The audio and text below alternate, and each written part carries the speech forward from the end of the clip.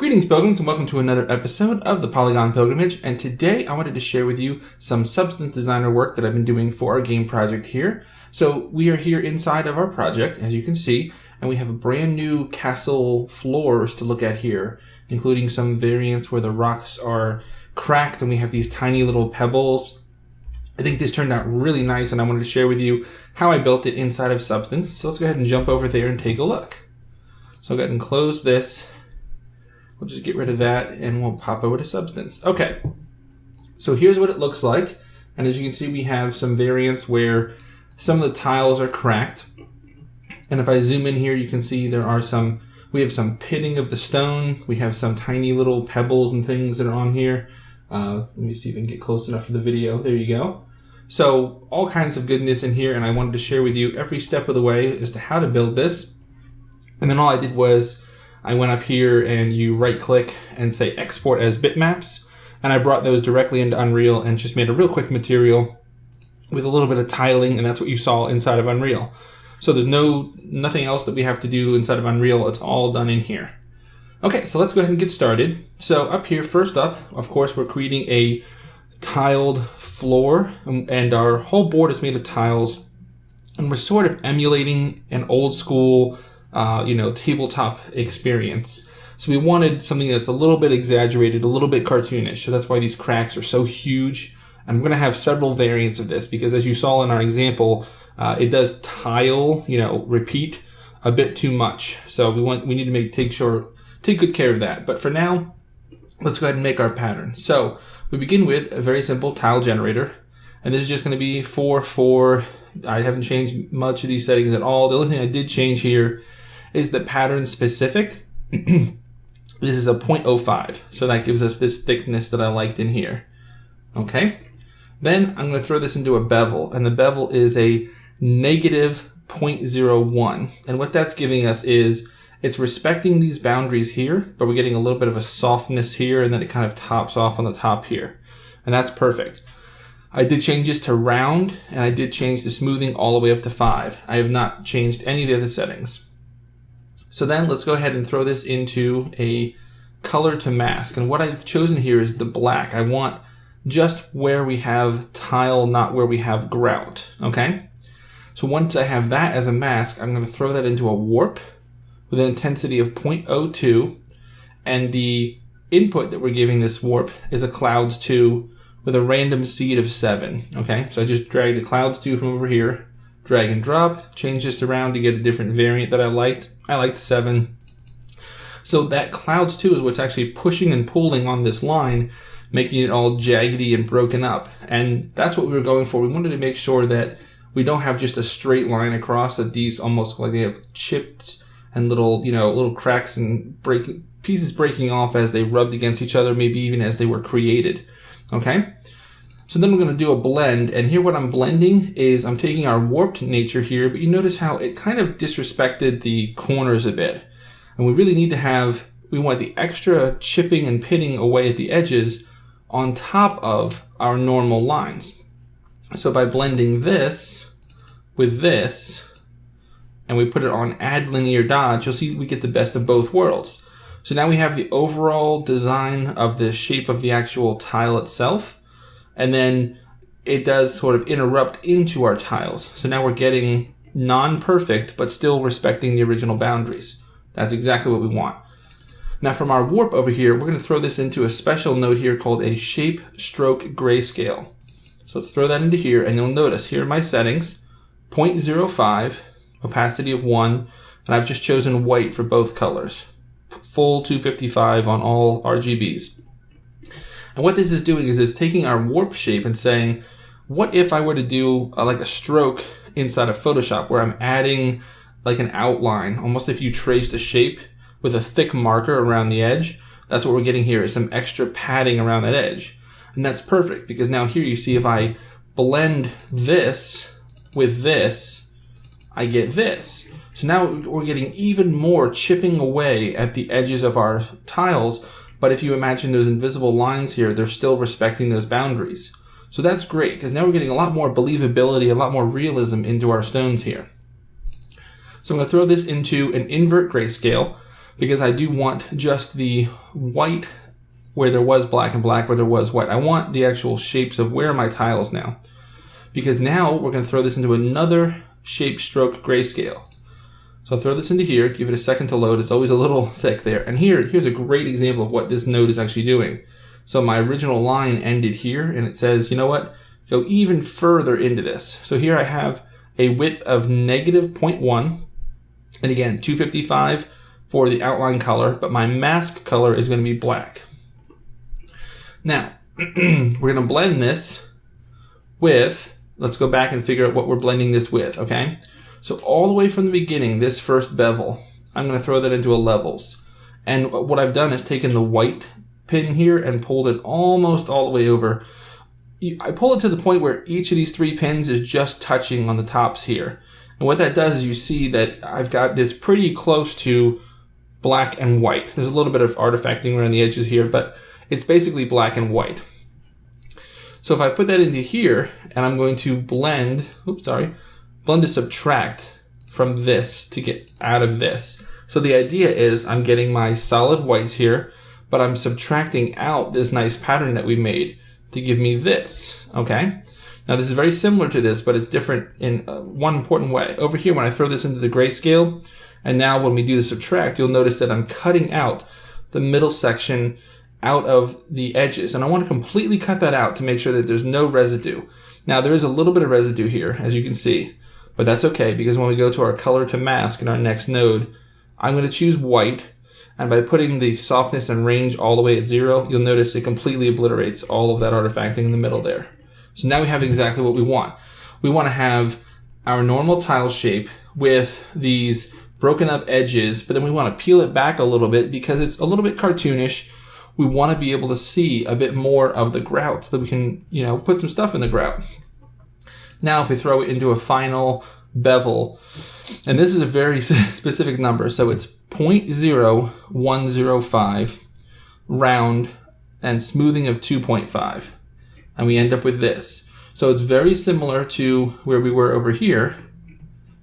Now if I go to this one, you'll see, but now it's following and respecting those broken up edges we created. And yeah, they got a little smoothed out, but that's okay. It still looks great. We still have this nice variety to it. It's not just straight lines, Okay, so we're going to create a couple of things here, and then they're all going to come together later, so I'm just going to go kind of top to bottom here for you. So this over here is our stone variant. So for this, the idea is that we want to create sort of this pattern where the stone is going to have different shades to it. Stones wear differently, they age differently.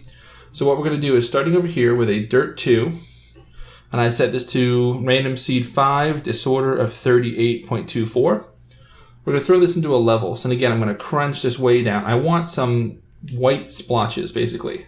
So that's what we're getting here, okay? Now I'm going to throw this into an edge blur, and I just brought this way down, 0.01, 0, and 0.2. And you'll see what we're getting here, this kind of popcorn type shape.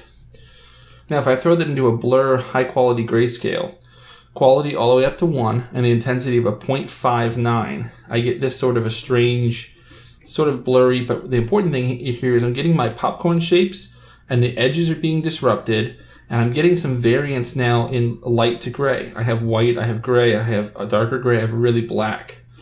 So that's great. That's going to go on top of, we're going to take a clouds 2, and we're going to blend this, and I'm going to take out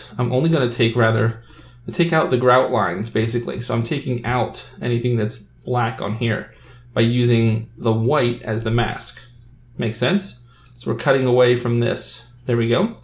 So now if I put that in underneath, and you can see what we've got here, we take this, and when we put our little spots on here, we're getting these spots all over.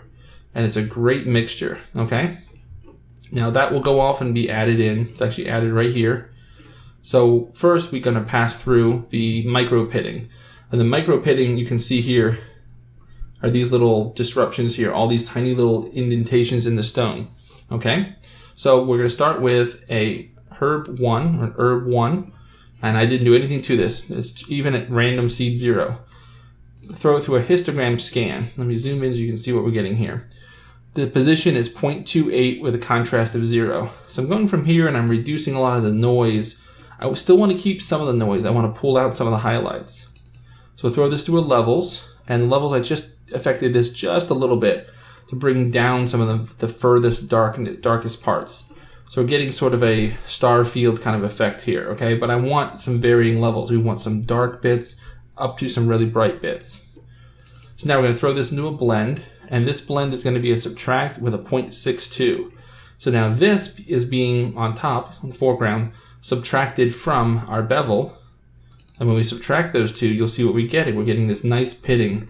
So that's a really nice look to it, and that's going to read really well in our normal map and our height map, okay? So that's all done for now. So let's go down here and talk about our little stones. So let's find some of our stones. Here they are. So we have all these tiny little pebbles and stones all over the place. So how do we create those? I actually created 3 different kinds. Oh, there you go. You can see them really nice as the light passes by them. So I created 3 different kinds, and it's quite simple. So we begin with a shape node and a paraboloid with a scale of 0.5. I wanted to make sure that it's quite in the center because we're going to use this in a scatter situation, so you don't want it to be too close to the edges. I'm going to throw this into a levels, and again, I just pulled this guy a little bit further this way. It creates this really nice orb type effect. Now I'm throwing this into a directional warp, and this one, I think all of them are the same intensity. And then this last one's a bit more of intensity, but we'll go over the settings. But the intensity is 33.71, and I was just playing with the angle. So the angle, I put it to 190 degrees. But the thing that is warping this, the actual force behind it, is coming from over here. So this is a grunge map 13. No changes to any of the settings. Throw it into a blur with an intensity of 1.59. And this gives me some nice striations, almost looks like fossilized tree bark. And by putting that into the warp, you see what we're getting here. That doesn't look too much like a stone until you blur it. And now if you see as we get further away from it, we blur it and we're going to scatter it all over the place. That will be a nice little stone. So the same process we go through 3 times. We're just making 3 different variants that we can scatter all over the place. So the first one we already did, 33.71. I copied and pasted, moved down here. The next one is degrees of 297. And this is what we get. And then blurring it again. This time I blurred it by, each time I'm blurring it by 10. So this time we get this guy. Now this one on the bottom, we did a bit more too. So he's 43.16 with the degrees of 397. And then when we blur that, that's what he looks like. Okay. So now this is a cool little technique right here to scatter our stones. We're going to throw them into a scatter node, okay? And I'll go over my settings here. I think they're all the same, but a 20 by 20, rotation variation 271, a zoom of 200, gain of 1. Disorder, just cranked it up a bit, 67.71. Grid number 5, disorder angle 244.76. Size variation 67.14. Output level minimum of a 0.8. And luminance variation of 0.25. And if I look around, you can see here are our stones. And they're rotated and they're different, slightly different size, and they're slightly different luminance variation. So quite nice. But this is a bit too populous for me. I don't really want this many stones. So how do we reduce this number in sort of a realistic way? Well, what we're going to do is, this is a levels from our orb, and it's just been completely cranked. So I take the white all the way over. So I have a white sphere. And now I have a separate splatter node, and I'll go through the settings for you on this one. 100 by 100, haven't changed any of that. Actually didn't change any of the rotation, didn't change the zoom at all, none of this. Grid number 4 I did change. Disorder angle 291.76. Pattern size of 5, and that's it. Didn't change anything else. Now you notice this looks really weird, but if you use this as the mask, then you'll notice what it's doing is we're only going to get stones where there are white splotches here. So it's sort of like a random splatter mask. So I'm taking one splatter of my stones, and notice what happens when we go from that to that. It takes away a lot of it, but in a semi-realistic way because it's taking from a splatter. So I've done that same process 3 times here. So each time we're splattering the stone, and all these settings I think are identical. I just copied and pasted. Let me see. Yeah, they're all identical. And then I changed the random seed each time. So you notice this one's 0, this random seed is 1, this random seed is 4. So that's what makes them different, so they're not completely overlapping one another. And then the same thing goes for the splatter for the white circles. That's 0, this is 2, and I think this one was, 7. So that way they're different each time. We get a different amount and different locations. So then this is what we end up with is we have some stones here, and some here. Now we're going to add them all to our mask. So you'll see here we're putting the stones, and what we're doing is we're masking out from anywhere that could possibly be. We only want them to appear on the actual bricks. We don't want them to appear in the grout. We don't want that. So I'm borrowing from up here, from this guy, and I'm taking that into a levels. And again, I cranked it. They're almost touching, just so I have a lot of white and then the black is in the crevices. And if I put that into the opacity of a blend and bring each of my set of stones into the foreground, it's going to take out any stone that would be in the crevices. And then I'm going to add that to our overall process here. So I do the same thing 3 times here. So again, into a blend, the opacity goes this, and then I bring each of my set of stones over. That way we don't get any in the crevices. Now up here, we take this, and that's going to go in our background, and our foreground is our variant over here. So we're starting to build up our final stone shape. So this is what he's looking like so far. And then here we're going to add our first layer of stones. We can see all our stones. They get close, but they don't go in. Okay, and this is just a regular copy, and my opacity for this is I'm taking this and throwing it into one of those crunched levels. Okay, so they can only appear where the stones already are and a full white, so we're not getting any sloppage. So there we go. So the stones appear quite nicely. We're going to do that 3 times. So then we're going to add some more stones. And this one, let's see, the first one was just a straight copy. This one I did a little bit of experimenting. This guy's opacity of 0.5 with an add linear dodge. And this guy is again 0.5 add linear dodge. Let's just take a quick look at all of our stones. See a little bit of variant to them. Some are a little darker, some a little whiter. And that's fine, because if they become dark, they're kind of a failed stone, but they become like an extra pitting to the surface. So it really works out quite nice. Okay, so at this point we have our tiles with the cracks. Tiles with the crevices here, the actual grout lines, and we have our stones in them. Let's go down here and talk about how we create our cracks, and then we'll talk about putting it all together. So for the cracks, obviously we want something that is going to be very pronounced. And again, we're working off of the idea of, an old school board game, and it's a little bit cartoonish, so we don't have to worry about, it being super realistic, but we do want it to be somewhat realistic. So here we're going to go and take a cells 2, and I set this to a random seed of 3, distance of 10, and a disorder of 11.04. I'm going to throw this into a transform, and I roughly started with a divide by 2, and then I just started scaling it out by hand a little bit. I just grab this corner, hold shift, and drag a bit until I'm happy with kind of how this looks. And typically I'll build the whole thing and then go back and adjust this until I like the way this looks. This nice thing about a node-based architecture is that it will flow through. So you can set this up, go forward, and then say, I know this is where I want to be, but it doesn't look quite right yet. Let me go back and make changes here. So with that all set, let's throw that into a warp. And you can see here the lines get a little wavy. So this is a intensity of 0.13 and a Perlin noise zoom with a distance of 14 and disorder of 50. I don't believe I adjusted that at all. So that's going to be our driving force.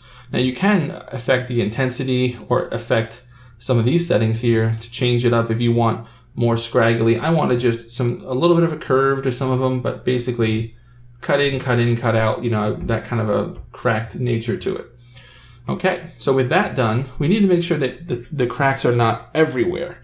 We want them on some tiles and not others. So what I did here, this is a copy of our tile generator, but down here in the, let's see, where is he at?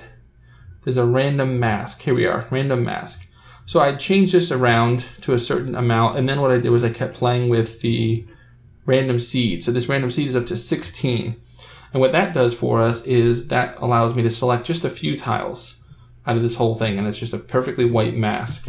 So by putting that into the mask, you'll see what we get there.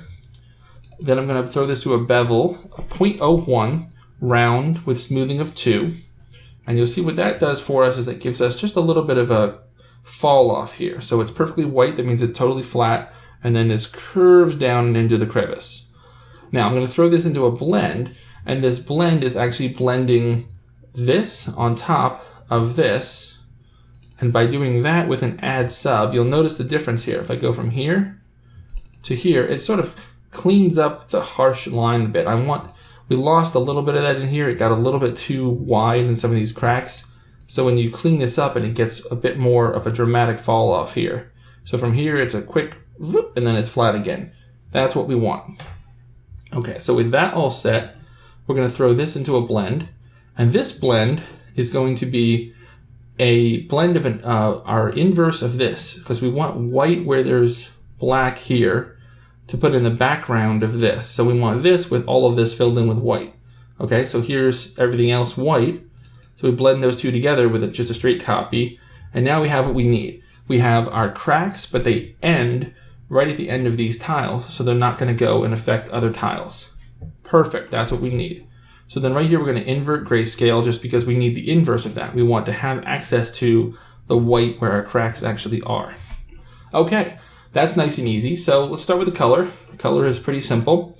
Clouds 2 with a random seed of 53. I just started going for broke with crazy numbers, trying out different patterns. You could probably get away with lower number. I just was playing around.